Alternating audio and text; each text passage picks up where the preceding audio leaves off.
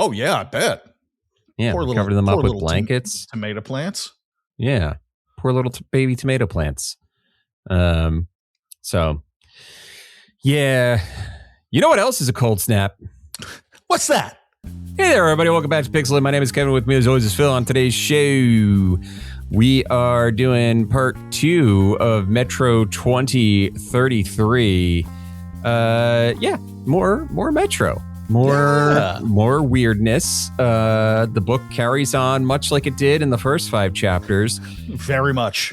Where Artyom wants to do something, he doesn't really quite get to do it, and he nearly dies. It's true that we have a running, but with different people this time. But with different sidekicks, and sometimes the sidekicks die. It's funny because, like, on one hand, as I'm reading this, it doesn't make any sense that this got turned into a video game. On the other hand, there is a cycle that makes you go, "Oh yeah, this is very video game-esque." This is very video game, but like each chapter's a level, pretty much. Right. Yeah. And you get side characters, and it just doesn't really fit the. It doesn't fit the game that it ultimately was made into. I was like, this is like if like the creators of Disco Elysium hadn't done Disco Elysium, but instead did Metro 2033, that could have been done as well. You could have made a Metro 2033 style CRPG in the style of Disco Elysium very easily, just because of how little action there is undertaken by Artyom, even though he does think about shooting people randomly, and we'll get to that. Yes. We'll get to that. But first, there's a wonderful website that you can go to. It's called patreon.com/pixelitpod. And you, kind listener, dear reader, speaking of the heat, can go there and give us money.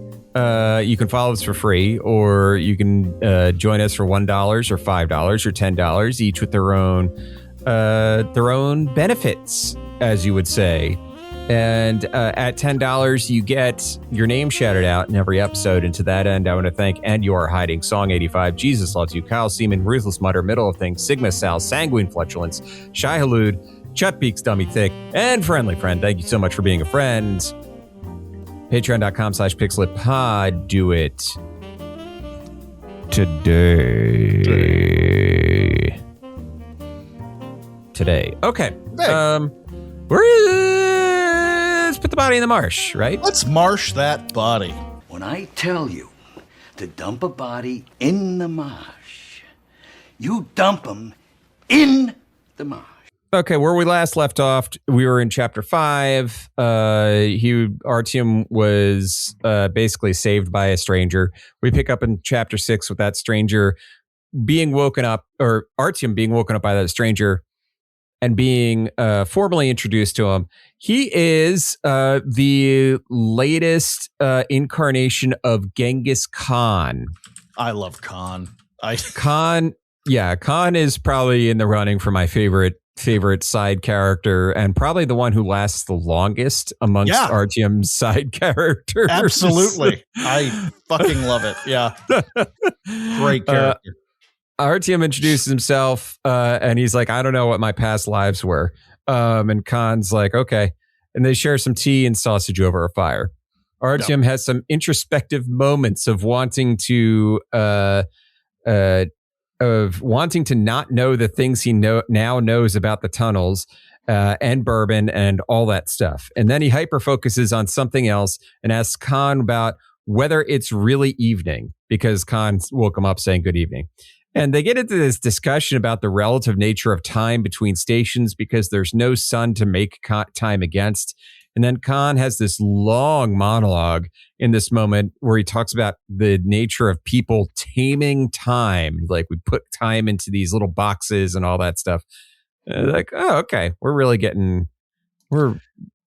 philosophical here. It really does have a shit ton in common with Disco Elysium, more so than you would expect based on the game that came after it. Right. After all this, Artyom tells him about what happened to Bourbon. how Bourbon just basically turned to him and said, "I have died."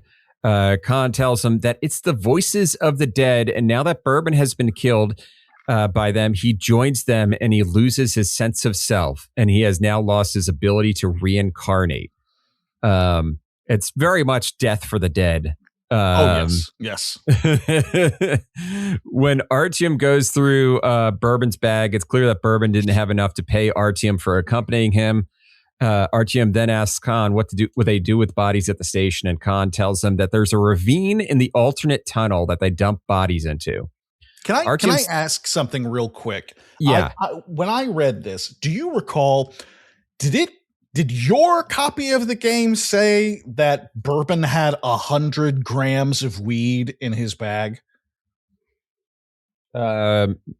Maybe. I don't have mine handy, but I remember 100 grams of weed, and Artyom saying, like, being like really unimpressed with the shit that he has in there. And I'm like, it's a lot of weed. Ton of weed. That's a whole lot of weed. We are pausing everything so I can look this up. Yeah, this is important. There we go. And Control F, weed. Yeah.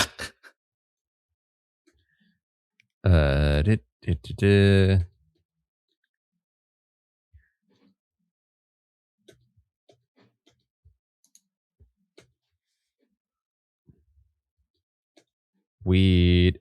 Yeah. 100 grams. Okay, so that that was such an alarming amount of weed, and his reaction isn't, holy fucking shit, that's a lot of weed. He's like, oh, this fucking sucks. I should have gotten paid.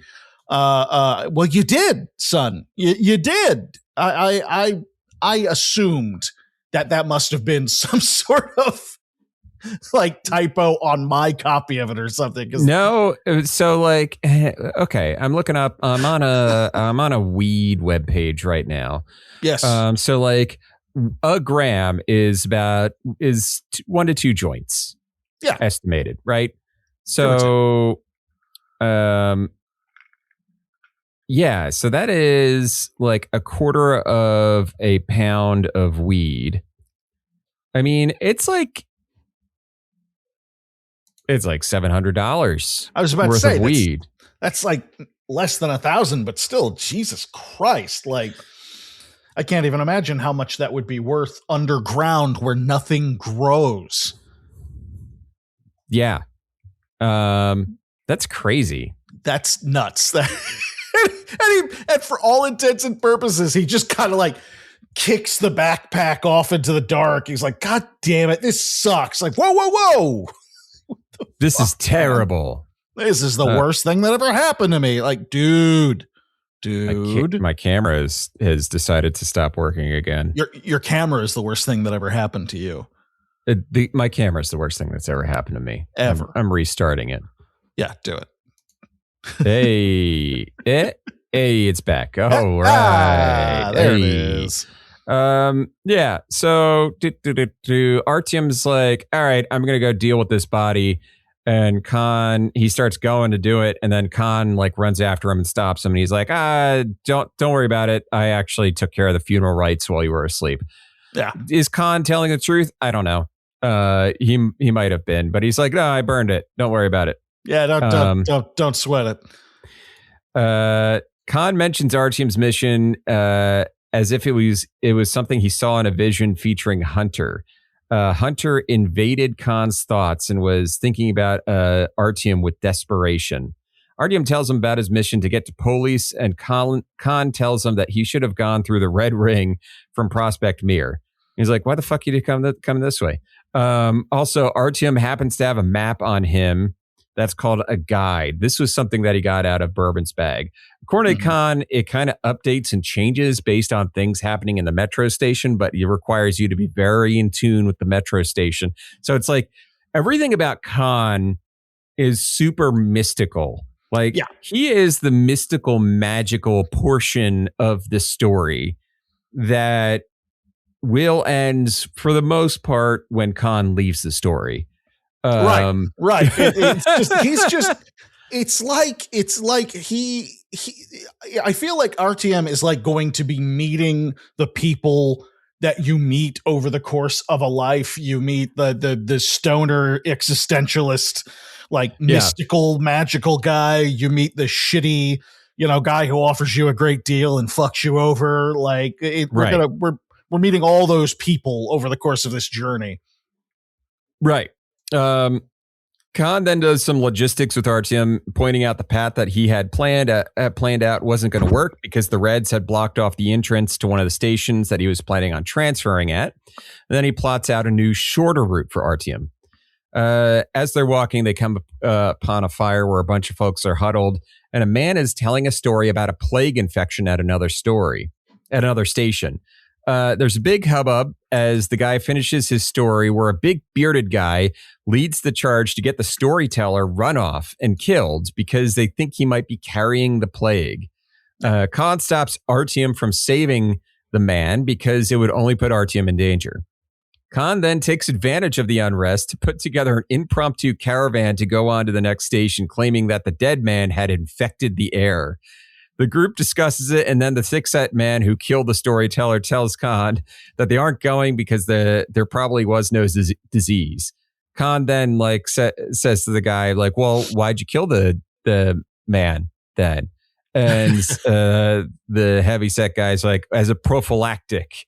They use that word a lot here. Yes. And also because of the right of the strong. And then Khan basically just does like a Jedi mind trick to this guy and like stares him down and says, you have no right to use the right of the strong because you're weak. And the guy's like, okay. He's speaking my truth. He says this. He's saying this in my mind, he's saying this to every incel / ice larper. I fucking love it. This guy's basically ice and Khan versus ice. That's a battle I would like to see. I'm in. I am in forever. That sounds excellent. I'm writing the fic right now. Yeah. And the chapter finishes with Khan saying that these people are jackals, but he is a wolf, and that Artyom is a wolf cub. I like it. I like it too. It felt a little like he was hitting on him, a little bit. Fine with. I'm fine with that. And think about that relationship. Holy shit. Khan and Artyom, just yeah. Just, all right, just so a. If I go to Archive of Our Own and look up the slash fiction of. Oh my god! Yeah, come on, tell me that isn't. That's got to be there. I refuse to believe. I'm sure it's there. I'm not going to Google it right now. But we go on to chapter 7. The Khanate of Darkness is the title. They're traveling down the tunnel, and everyone seems to be in a good mood. Artyom asks Khan what it is about this tunnel that requires a group to travel it. Why it sometimes swallows solo travelers into the darkness. Khan doesn't really know, but then talks about how it's like a black hole where darkness can swallow light. Khan then talks about, by the way, I've summarized that really briefly. Khan talks for literally pages about the essence of black holes and how they collapse and form and all that. Like, if you didn't know about a black hole before, he doesn't just reference black holes. He explains them thoroughly to Artyom because... And it makes sense because why the fuck would Artyom know anything about black holes? Right. No, it makes it's kind of great in that sense where it's like Artyom is just young enough that because I think they say that he was born above ground. He was born on the surface, but went under immediately, pretty much. Right. So everybody who's 10 or 15 years older than him has access to this super secret knowledge that is blowing his mind apart. And I get a real kick out of that. That's really interesting. It's almost like he's explaining us a hard sci-fi concept, but it's black holes, Yeah. Exactly. It's something that you have a hyper-focused interest in 6th grade. Right. He's the high schooler you meet who's like, you're like, holy shit, what is this? And he's like, this is Vampire the Masquerade. And you're like, oh my God. He's like, do you fight in it? Yeah, but mostly you kiss. Yeah, you kiss and you get to wear black eye makeup and you're like, I'm in. Fuck. Yeah. Like, sounds great. So as they then he talks Artyom through a visualization exercise in the tunnel to be able to see the sky. Khan admits that he cannot see it the way others can. He meaning Khan, and can't explain why some can and others can't. They get to the next station and pass through it quickly, which Khan is happy about, but then he notices that the mood is changing, and he pauses to look at the guide, and he walks off into the darkness, and the thick-set, bearded man approaches him to tell Artyom that everyone is worried about stopping at this station. While he waits for Khan, Artyom considers waiting with the group and leaving with them, but then Khan suddenly reappears. Artyom tells Khan that everyone wants to leave, get out of there, and Khan mentions that the path ahead is filled with death and that the only way ahead is in the parallel tunnel, which people don't want to use because it's bad luck to go against the path that the trains ran on. So they're always going on the direction that the trains used to run, and they don't want to go into the parallel side of the tunnel because it's bad luck. Right. Local superstition, he calls it. Everyone tries to convince Artyom to leave Khan behind, and one of them even pulls Artyom along when Artyom hesitates. Quickly, though, Khan hops off the platform and takes the man down and pulls Artyom away from the group. The group tries to take him back, but Khan has a machine gun out and threatens them. Khan and Artyom go off into the other tunnel and are surprised by the thick-set man who has decided to join them. He gives them his gun and he walks in front of them, and his name is Ace. As they continue down the tunnel, they hear a howl and screams from the other tunnel. They carry on, and Ace senses something behind them, and Khan feels it too, and they break out into a run nonstop for nearly 10 minutes before Artyom suddenly senses it. It's just referred to as it behind them. I just decided to imagine Pennywise now at this point. Yeah, that's only fair, honestly. At one point, Ace falls and Khan goes back to get him, which surprises Artyom. They carry on before the feeling of danger passes as suddenly as it came, and they begin to laugh. They're only 50 paces from the next station, Kitay-Garad. They get to the checkpoint and are greeted by some guards who want to shake them down to get in. Artyom unexpectedly starts talking back to the guy, who is massive. The guy throws Artyom and, by way of collision, Ace to the ground, but Khan pulls out the machine gun and says, "Why so rude?" And I wrote it down as, "Why so serious?" I mean, It's basically the "why so serious" moment. It's true. Khan negotiates the passage of 2 cartridges each, and they carry on. Artyom still wants to kill the big dude, but decides against it. As they get into the station and wander around, they watch some buskers get brutalized by one of the gangs that run the place. Khan tells Artyom the background of the gangs that run it and mentions it's not worth stepping in on their activities. Ace leads them to a place selling rat kebabs, which Artyom can't stomach due to his fear of rats, and then he goes off on his own and takes in more of the station. He finds a fermented drink, and he thinks about all he has done so far and what he's going to do next. Chapter 8, The Fourth Reich. By the way, that's a picture app on Khan and Ace. Yeah. Unceremoniously, while Artyom is taking in everything, gunfire breaks out back at the center of the station. He tries to get back to see what's going on, but has trouble fighting through the crush of bodies running the other way. Some gang has opened fire, and one of the other gangs is fighting back. Artyom wonders for a moment if this has to do with the Dark Ones, but then realizes that the Dark Ones don't wear clothing. He considers his options and realizes that only one station pathway is open due to the firefight towards Kunetsky Most. On the way, he looks for Ace and Khan, but he doesn't see them. He runs into an old man, though, having a cardiac event, and he helps him put the nitroglycerin tablet under his tongue. The old man has a boy with him who is practically feral. The man monologues a bit about why he was at the station, which is to get the medicine, and where the fascists are from and how they want to name a station after Hitler. he monologues for several pages before actually introducing himself. His name is Mikhail I was doing so well. His name is Mikhail. Mikhail talks a lot and tells Artyom about how he grew up surrounded by books up above before he was in the metro and all that. Artyom thinks about his new path and how he will need to get through Pushinskaya, where the fascists are, in order to get to Polis now. Mm-hmm. Artyom asks Mikhail about the fascists, and Mikhail tells him about how the fascists think that Caucasians are the dark ones, which Artyom is pretty confused about. Yeah. Yeah, because Artyom doesn't know everything, but he has an okay grasp on what Caucasian means. It's like, aren't they just people, regular people? And Mikhail is like, yeah. But it's like, it's that really pro level of racism, where it's like, oh, okay, Caucasians are different from the Slavs, are different from it's like, no.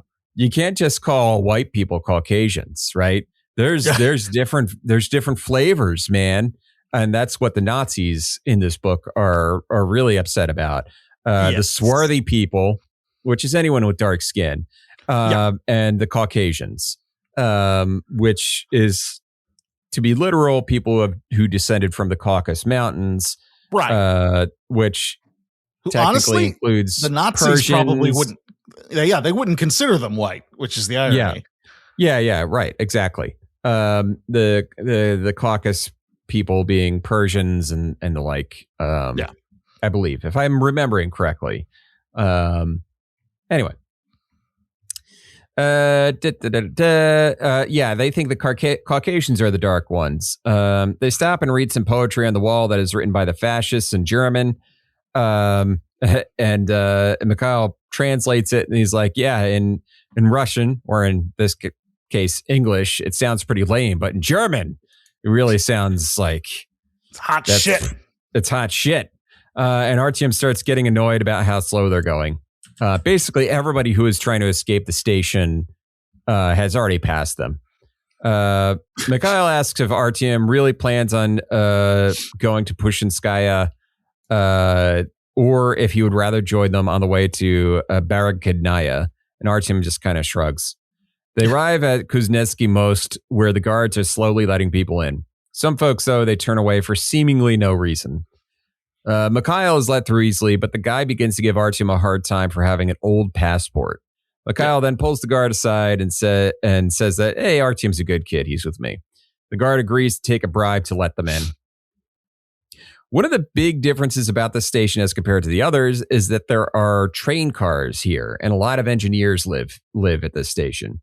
Artyom and Mikhail find a place to rest and talk, and Mikhail mostly talks about various stations, the old days, and they discuss that there are probably other metros that exist in other cities that might be doing something similar, like St. Petersburg and places like that. Eventually, the border guard that let them in pokes his head into the tent and warns them that the Reds are looking for Mikhail for propaganda and slander, and they got to get going. Artyom and Mikhail flee, and Artyom asks what that was about. And Mikhail talks about how his circle of friends used to make zines and publish them out of Pushinskaya. Along the way, they come across the executed bodies of 3 people with some Nazi stuff written above them. Oh, yeah. As they get to the next station, the fascists are being fashy. Artyom is let through the guard gate, but then Mikhail and the boy, Vinechka, are held up and made to strip. Artyom tries to intervene, but is held back by another guard while Vinechka attacks the other guard. He's thrown off and shot in the stomach and then the head. Then Artyom grabs his gun through his rucksack and shoots one of the officers dead. Chapter 9. Artyom, needless to say, is beaten and sentenced to be executed the following morning after being accused of being a spy and a Caucasian Zionist. Nothing changes, man. Nothing changes. Nothing changes. Artyom then has a dream that Hunter rescues him and they escape, but it's all wrong. And then he envisions Hunter is actually a rat, who then turns around and says that Artyom is the one who is the cowardly rat. Artyom's got to get over his rat thing. The rat thing is holding him back. I mean, it's really holding him back. It's true. Artyom then wakes up. It's only a few hours until the execution. Artyom spends a lot of time thinking about the method of execution and just envisioning it. He's like, they're going to walk me up there. They're going to have the rope and the stool. And then the guy in the cell asks him what he did. And Artyom mentions that he killed an officer. And then he's very thirsty and he keeps asking the guards for a drink. And they're like, fuck no. Yeah. The guards then tell him that Mikhail, by the way, your friend Mikhail was killed, which Artyom's like, yeah, that was to be expected. Sure. He notices that the guards are wearing a 3-pronged swastika, and the guard says it's for the 3 stations that they own. But when they capture police, there will be a 4th. And then the other guard is like, you fucking idiot. It's because it's an ancient Slavic symbol. It's all the same. It's all the same. I love it. I do. I really do. My God. Artyom falls asleep again and is woken up by another prisoner named Ruslan, who talks about how they executed his brother Ahmed right away. But since Ruslan doesn't sound like an Arabic name, they decided to hedge their bets and keep him alive for a little bit. So Ruslan has a brother named Ahmed. But because the guy's name is Ahmed, they kill him, but not his brother, just because his brother's name is Ruslan. Yeah, it's it makes about as much sense as most white supremacist organizations. So sure. The guards take Artyom to the gallows, where he overhears the executioner complaining about the construction of the gallows because the rope. Because as it is, the rope won't snap his neck. It'll just slowly choke him out. He asks the hangman for water, and again, he's denied because the hangman's like, oh, dearie, it won't be long now. The hangman, he's then hung, but before he loses consciousness, he hears gunshots and he sees yellow smoke. Artyom then wakes up in a cart, having been saved by a gang of communists. They are the first International Red Fighting Brigade of Moscow Metropolitan in the name of Ernesto Che Guevara. That's their full name. Oh, that's beautiful. Just everything about that is beautiful. They sound great. They sound annoying. I'm in. These guys are fun, and they have a dog. They agree to help Artyom get to Polis, but due to a run-in with the Nazis coming up from behind, they find they're unable to accompany him any further, and they have to keep going. They agree to drop him off at Pavlitskaya Station. They arrive at Pavlitz, Chapter 10, No Pasaran. They arrive at Pavlitskaya and promise Artyom that they will meet again because they don't die. And then they ask him to say along with him the words of Che Guevara, hasta la victoria siempre, ever on to victory, and no parasan, they shall not pass in French. They say goodbye to him and motor away. They're just like the hand of God. Save him from being executed, and then drop him off at the next station. And they just they have a motorized cart that they're on, and they just go bah, bah, bah, bah, bah, bah, off into the distance. Yep. It's just like, I love it. It's almost like Don Quixote levels of absurdity at some point. I know. It's hilarious. And it's just, they come in, save his life, throw some Marxist, talking points at him, and later, goodbye. It's like, later, now say the holy words of Che Guevara, hasta la victoria siempre. Farewell, you communist angels, you like, magnificent communist bastards. Fare thee well. They literally were there just to kill some fascists. Yeah, that's it. And he just happened to save him. Like they just happened to save him. We heard that kill fascists. That's what we kill fascists. So. That's what they do. Yeah. They heard that the fascists were going to execute somebody, so they decided to just stop by and stop that from happening. Yeah. That's it. That's nice all to it meet took. you. Nice to meet you. Later. See you later. Good luck on your journey. Yeah, exactly. And what's funny is Artyom's like, he has no political beliefs, and it's like, you actually believe him when it's not like a person in today's day and age where they're like, oh, I'm apolitical. Artyom is apolitical in that he just it just never has happened. Like, there's no thing for him to believe in, he's lived in his one station all his life, and now he's on an adventure, and he's been exposed to the capitalists at Prospect Mir, and the fascists, and now the communists, and he's like really getting a political education up and down. Yeah. And he doesn't have a 24-hour news cycle to help him determine what he should think and feel and believe. He's just dealing with it as they save his life. That's and so far the unequivocal good guys have been the communists that saved him. Yeah. And the communists and the mystics have been the good guys. Which I like that. I can live with that. Live with that. Yeah. The news station that he's at has a bunch of clocks, but there's no living quarters in the tunnel, but a lot of tradesmen. Artyom walks around and buys some mushrooms and water, and then he just kind of stares at a train car for a little bit, zones out.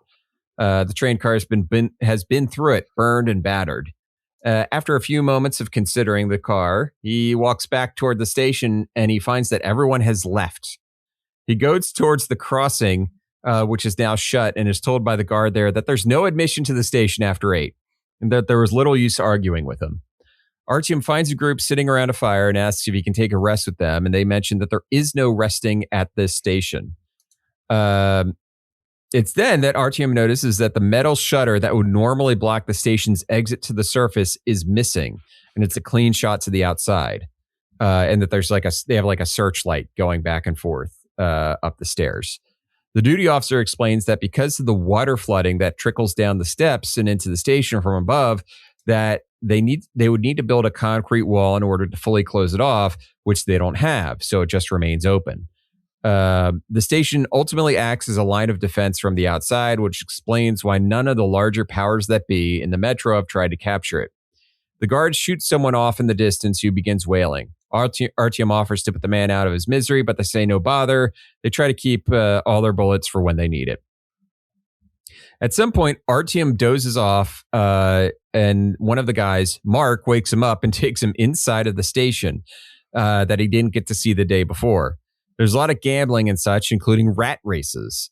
Artyom says he needs to get to Polyanka, which is in Hansa territory, and Mark points out that it will need a visa to get in, and since he doesn't have one, the only real ways to do it would be through gambling, using himself as collateral. Either he wins and gets a visa, or he loses and is taken there as a slave. Artyom doesn't want to do this and tries selling his rifle for passage to the place, but no one's willing to take him up for it, up on it. Time passes, and it's evening now, and the rat races are about to get going, and he sees Mark make a deal with somebody and then stand off to the side. Artyom asks what Mark just did, and Mark's like, yeah, I made a bet using you as collateral. And the rat they bet on, Rocket, basically gets stuck on a turn and stops running. They lose and are escorted away through some tunnels and into Hansa territory. He spends several days working as a sanitation technician, literally covered in shit, before he makes his escape using his now shit-covered clothes as an armor to ward people away. He runs on to the next station, Serpkovskaya station, and Artyom finds his way down a passage that he isn't sure has an ending before he sits down and dozes off. He is then woken up by a man named Brother Timothy, who wishes to spiritually heal him and takes him towards a place called the Watchtower.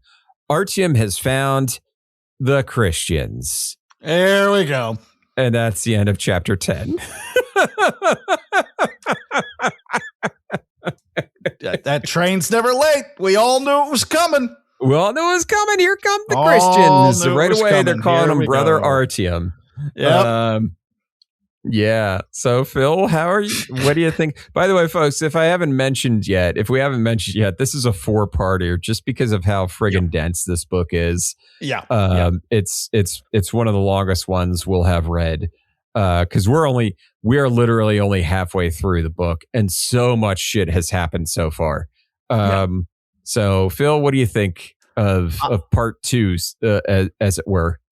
It really is an Alice in Wonderland style kind of a story. Like, he is through the looking glass, right? There's minimal actual storyline. He's Gulliver and traveling. Yes, exactly. and he's just meeting. That's exactly what it is. It's that kind of fable style sort of thing, which is pretty cool, and it is thoughtful and interesting, and it's bizarre that it wasn't written this year. Sometimes it's depressing how relevant some of these themes remain. It's a good story. It's never boring. There's always a new thing that makes you go fucking what? Like you've got it. And it is nothing like the game that they made based on it. It's fascinating.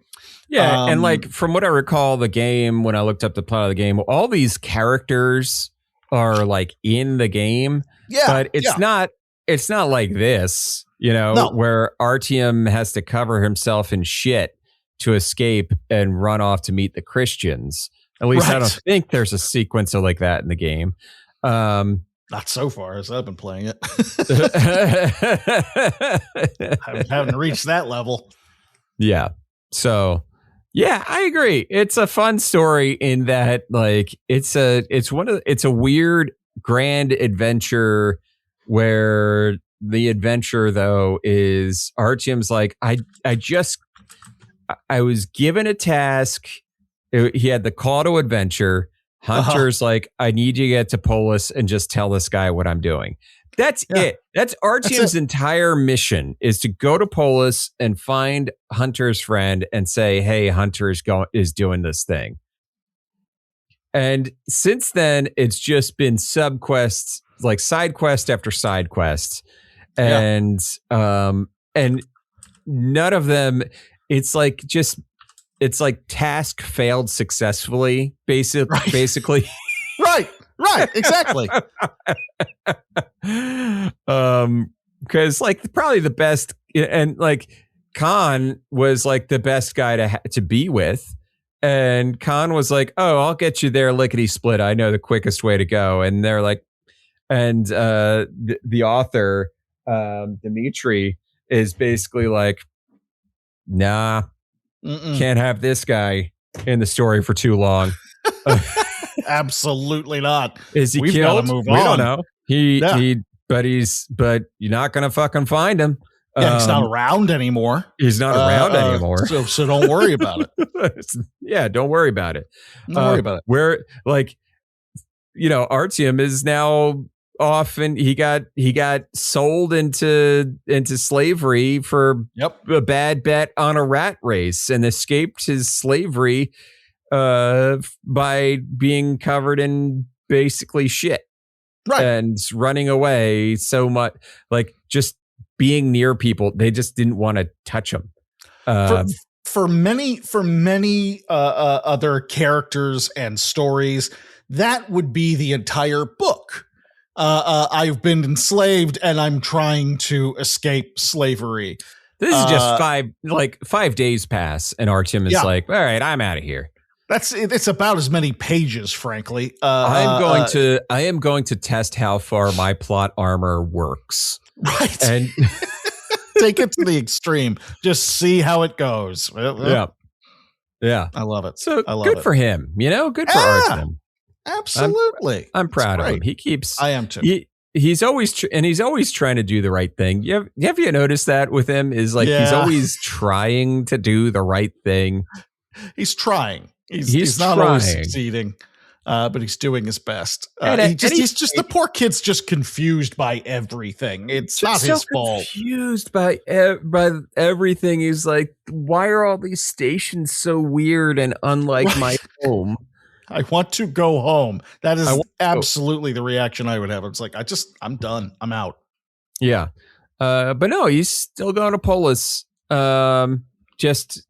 by way of, I guess, probably being baptized in the next chapter. Who knows? Probably. Yeah, he's going to have to accept Jesus Christ as his personal savior. Personal Lord and Savior. Yeah. Jesus Christ. So far, he has been indoctrinated into the, hold on, the First International Red Fighting Brigade of the Moscow Metropolitan in the name of Ernesto Che Guevara. And Jesus. He's just absolutely acquiring insane. he never became a fascist. In fact, the fascists tried to kill him. So good for Artyom. Good for him. I love it. All right. So that's that. Phil, I have one question to ask you then. Oh, please. What are you playing? Oh, it's an email. It's an email. From Phil Keeling. Yes. I am playing this game. It's game crazy go nuts. Oh man! It started out as the merchant from Resident Evil 4 and has devolved into Strong Bad. Very quickly devolved. It which is the only way to do it if you ask me. I've been playing. I played a demo. I played some stuff this week. It's been good. I played a demo for a game called Run Tavern Quest.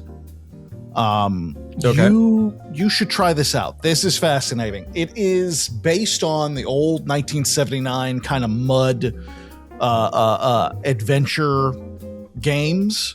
But you are not playing the game. You are the computer program that the person is playing against. You're the CPU. And your player is the biggest idiot on the planet, just the biggest murder hobo schmuck you've ever seen in your life. And you never know how he's going to react to the different stuff you throw at him, which wouldn't be such a big deal, except that the whole point of it is you want him to win the game and not quit.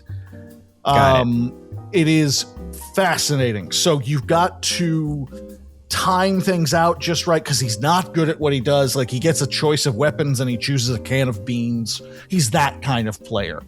Okay. And if he gets too frustrated, he'll quit, and that's not good. And if he, and there are things that you can do that you think are going to be a surefire way to getting him to win. But Steve is the kind of guy who nobody can snatch victory from the jaws of defeat. No one can snatch defeat from the jaws of victory quite like Steve. What's the name of this game? It's called Run Tavern Quest. Tavern Quest is one word. It is really funny. It's fully voice acted based on the demo. Oh my God. It's very old school. Like, this is for the old grognards. This is a fun kind of thing for any of us who have played these games in earnest to try out. Lot of fun. I'm definitely intrigued enough to keep an eye on it, to pick up the full game, which came out this month. Really very cool. I had a lot of fun with it. I'm just looking at it, and obviously with our current Strong Bad impression, now I'm just thinking of but you cannot get you flask. Yeah. It's very that. It's a really interesting game. I love it. I love that kind of thing. I love the retro vibe. It's clearly made by someone who played those games, who loves those games, and found a clever way of getting you into it in a new way. Really enjoyed that. I am downloading it. Yeah, I think you'll really enjoy it. I played a free game called Watertight. It is very Iron Lung. It's a horror adventure puzzle game. Takes about half an hour to play. You're in a submarine somewhere at the bottom of the ocean, and the submarine has shut down, and you've got to bring it back online. And there are different ways to do that. Different, pretty basic puzzles that you've played before in games like Resident Evil and that sort of thing. Totally free, very satisfying, also fully voice acted, and not half bad, to be completely honest. Again, I think very inspired by things like Iron Lung, and it's totally free. It takes half an hour to play, and I enjoyed myself. It's got a good ending. Cool stuff. I enjoyed that one. And I'm playing Valkyria Chronicles right now on my Switch, which is I played Valkyria Chronicles 4 when it came out 7 or 8 years ago, and they had a sale going on the Switch for both 1 and 4, because 2 and 3 I think were both on PSP or something like that, and they're just impossible to find. Right. And it's a really fun kind of like World War II-esque kind of world, and it's a turn-based strategy game, and you've got your soldiers, and you can place them on the map the way that you see fit based on their jobs and that sort of thing. And very Shining Force in the combat system. Oh, I love me some Shining Force. It's a great game. It made me think of that quite a bit. And it's done by Sega. I believe Sega made it. And it's also on Steam, but you can get it on Switch too. And man, I'm having fun with it. It's really one of the, I've been getting really good at finding the games that are kind of perfect to play on your handheld while you're just dicking around. It's a lot of fun. Like a lot of these Japanese games, there's a shit ton of plot. Sure. It's done in a very clever way, though. It's got kind of a storybook element, and there you get to a new chapter, and you pick the different parts of the chapter, and at least one of them will be a combat scenario, and others will be storyline and that kind of thing, and you'll learn about your characters, and it's a lot of fun. It's awesome. It's really good. You've got a lot of the R&D, your weapons and your tanks. You got a tank, which is fucking sick. It's so much fun to play in the tank. I'm really enjoying the hell out of it. I think it's a really, really very good game. So cool. Yeah, that's basically me this week. What about you, Kevin? What are you playing? I am installing Watertight and Run Tavern Quest as we speak. What am I playing? I have been playing a bit of Divinity Original Sin 2. Nice. I actually had started it and bounced off of it like a bajillion times. I think my main problem was I had been trying to play it on my Steam Deck. Mm-hmm. And I know there are folks that really dig on like Baldur's Gate 3 and the Divinity games using a controller. Mm-hmm. I am just not that kind of person. I need a mouse, I need to point, and I need to click. Well, especially for that style of game. Yeah, yeah. Now Larian had done a great job with controller support, right? It's very good. I don't know. There's a wall, and I can't get over that wall. I need a mouse to do it. And I'm liking it so far. It's actually a lot of fun. It's more difficult than expected, but I'm digging it. Nice. I've also been playing The Seance of Blake Manor. I had played it a little bit before last week's episode. I started up more, played it a bit more. Oh, it is a fun game. Phil, I think you would really like this. I keep looking at it. I really need to. I think you would like it. It is a mystery game, and you're just like, it's like, imagine if you had, it's like Curse of the Golden Idol meets a little bit of Outer Wilds in the way that it handles like laying out your information, and the Return of the Obra Dinn, like kind of all mixed, like little teeny little bits, like bites of each of those, Right. and then throw it in Ireland, and with Irish history set on as they're approaching Samhain, or as if you pronounce that word phonetically, it's Sam Hain. Sam Hain. Yeah. So, but it's Samhain. Which I always, off topic, the Ghostbusters episode really did me dirty as a kid, because the ghost's name was Sam Hain. right. Oh, right. Yeah. Yeah. Forgot about that. But it's Samhain. Yeah. So there's that. Sands of Lake Manor. Digging it so far. And what else? Oh, you know what I just installed, because the Metro 2033 got me in the mood to actually try it out. And this is another book that we're going to be reading, I think this year. I might have put it on the calendar. So Stalker, Shadow of Chernobyl. It's another game that is based on a book. So we're doing more of those. Roadside Picnic being the book, and Stalker, Shadow of Chernobyl. There's also a movie called Stalker. So both the game and the movie are based on a book called Roadside Picnic. So I installed that just to check it out, because Metro 2033 clearly has elements of Roadside Picnic and Stalker kind of in it, and it's so much that Dimitri refers to, like, the superhero people that go out into the world are called stalkers in Metro 2033's universe. Artyom is clearly not a stalker. No. Very much not. He probably, if he was a stalker, he probably would not be having as much trouble as he's been having. Probably not. Getting across the metro.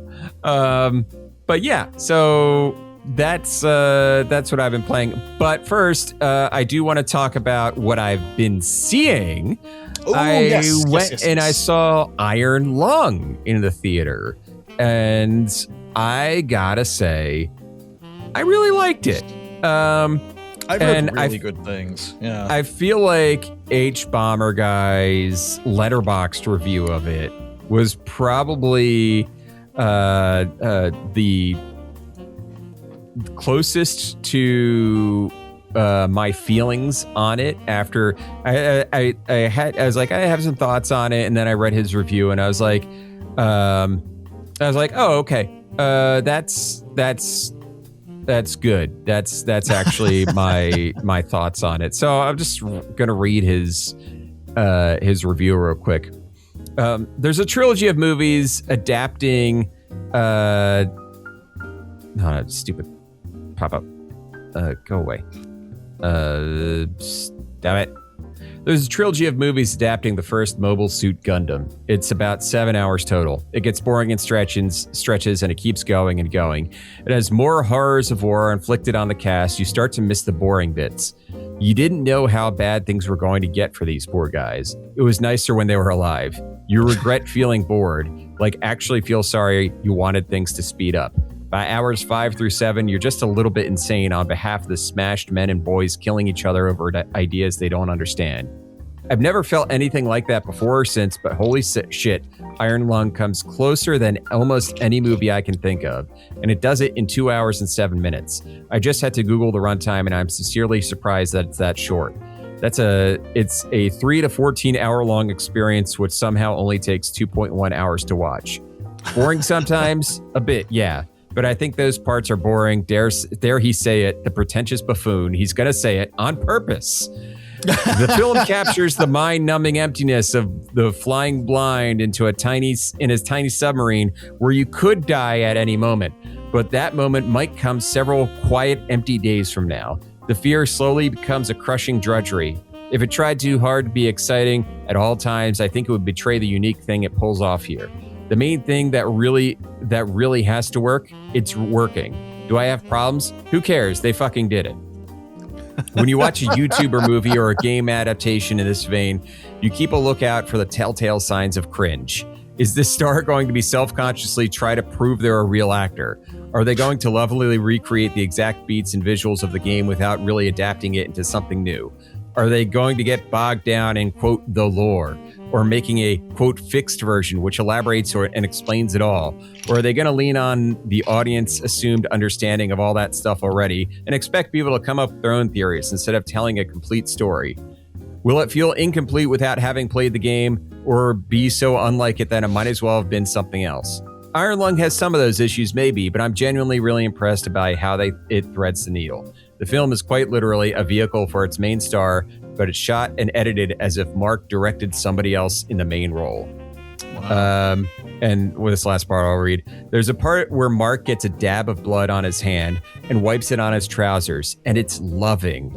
You see the ribbing of the fabric, the seeping in of the blood, its shininess in the light. It knows to focus on the feel and the atmosphere. A worse movie would have cut or shortened that shot, or never have shot it at all.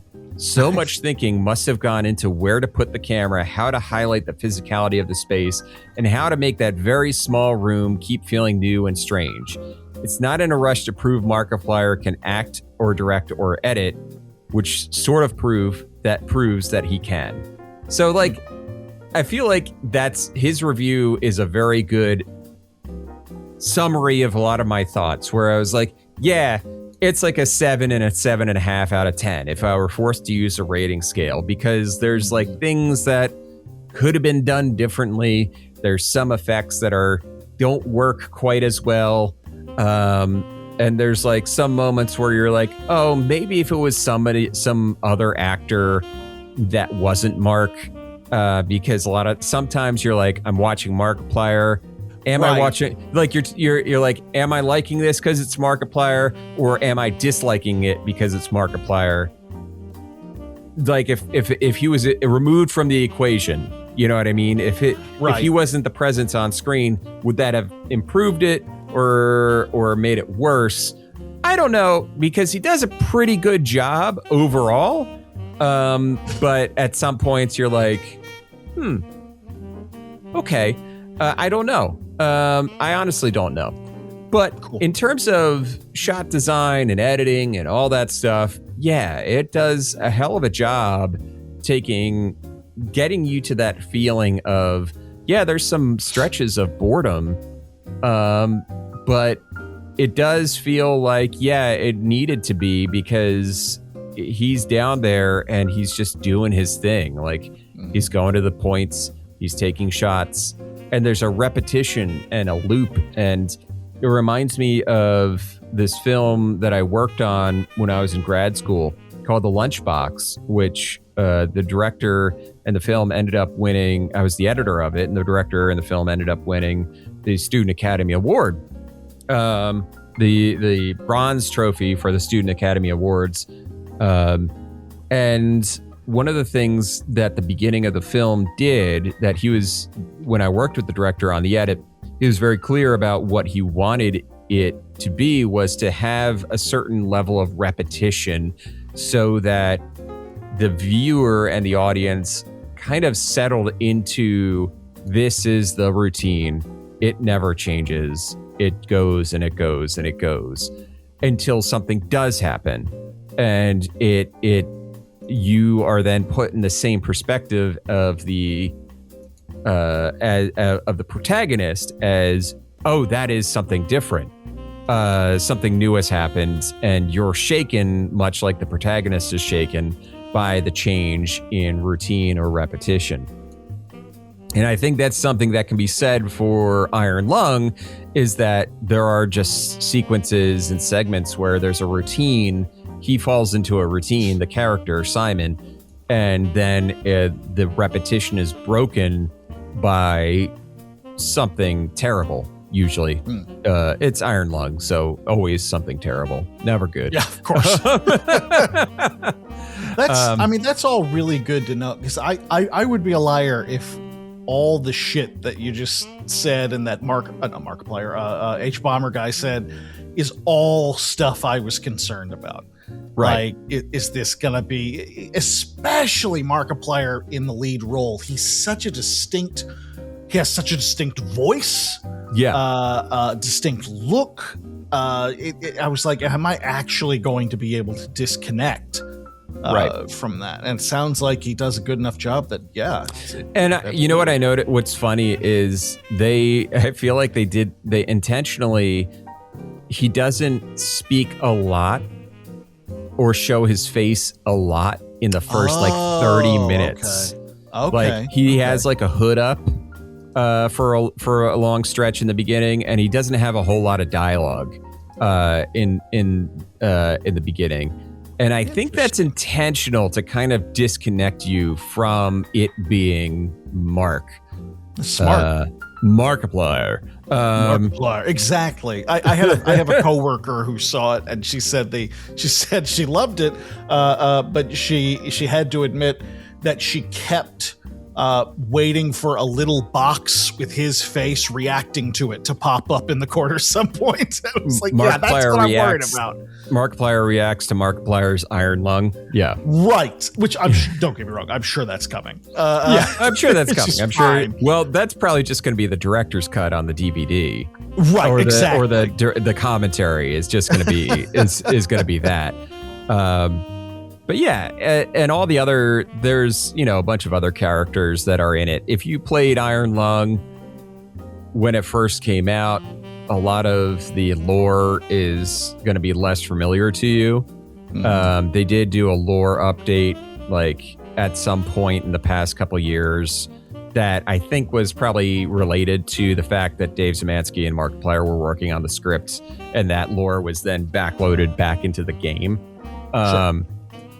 So, but the game play it again then. Yeah, the game itself pretty much, the movie itself covers pretty much everything that you need to know. It's not like you need to have played the game. It's like just the broad strokes of like this guy is down there. It's a moon filled with blood. God, I love that aspect of it. It's the most metal fucking thing ever. Yeah. And it expands the blood moon and the blood itself a bit more. Interesting. And it gets really, fucking weird with it at times. Nice. Good. So anyway, Iron Lung, it's not going to be in theaters that much longer. I mean, he got the 1 weekend with the 4,100 theater screens or something like that. And then, I know in my theater, it's going to be there at least through Thursday at my local theater. And then, Thursday is when they do the new slate for the opening movies. I have heard that some theaters have decided to extend its run. Nice. Because it did end up making money. I mean, it's box doing office, gangbusters for what I've seen. Yeah. The numbers on it. It was the number one movie in America today. Nice. For today. Good for you, Markiplier. Holy shit. Or for yesterday, rather. Monday it got another 1.6 million. Wow. It beat Melania. It's beaten Melania. Its total worldwide box office is $22.9 million. Good for you, Markiplier. That's cool as shit. That's cool as shit. Yeah. It's cool. It's neat stuff. Yeah, that's awesome. But that'll bring us to the end of tonight's episode. Thank you so much for listening. Go ahead and follow us on all the social media platforms if you haven't already. We would really appreciate it. It helps out. Join the Discord and all that fun stuff. And to quote Hannah Einbender, go birds, fuck ice, free Palestine. Have a good night.